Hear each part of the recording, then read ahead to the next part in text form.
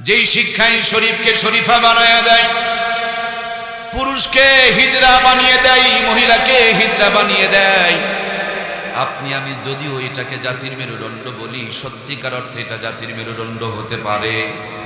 আমার দেশে কি সুন্দর একটা প্রচলিত কথা আছে, শিক্ষা জাতির মেরুদণ্ড। সব শিক্ষাই যদি জাতির মেরুদণ্ড হয়, রাতের বেলা মানুষের বাড়ির থেকে মানুষের গরু চুরি করে নিয়ে যায়।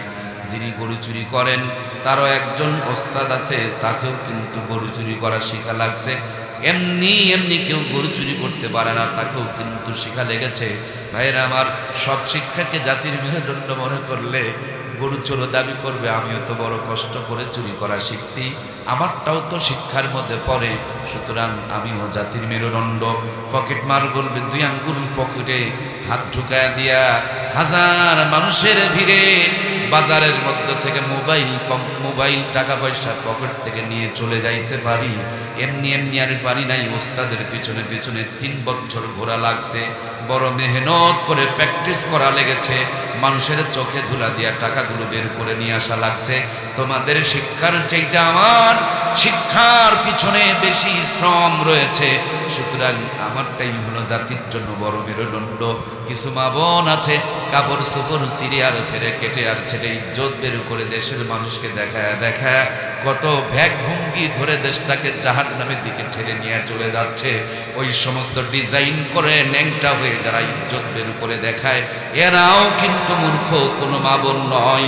কোনো মূর্খ মা বোন কিন্তু কিরণমালার কটকটি পাখি বলে না, ইজ্জতের এই দিক ওই দিক বের করে দেশের মানুষকে উন্মুক্ত করে দেখায় না। সুতরাং ওই ন্যাংটা কোয়ালিটির মা বোনরাও দাবি করবে আমিও জাতির মেরুদণ্ড।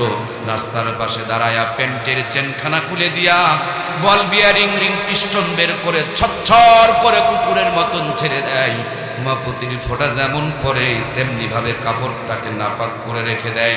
নামাজের দাওয়াত দিলে কি সুন্দর এক কথায় উত্তর দেয়, কাপড় ঠিক নাই, শরীর পাক নাই, 10 বছরও পাক নাই, 20 বছরও পাক নাই, 30 বছরও পাক নাই, 40-এও পাক নাই, 50-এও পাক নাই, 60 বছর ধরে নাপাক নিজের মুখে নিজে ঘোষণা করে। সুতরাং এইরকম নাপাকগুলো যদি দাবি করে আমিও জাতির মেরুদণ্ড, আমরা মুসলিম হিসাবে সবাইকে জাতির মেরুদণ্ড হিসাবে মেনে নিতে পারি না।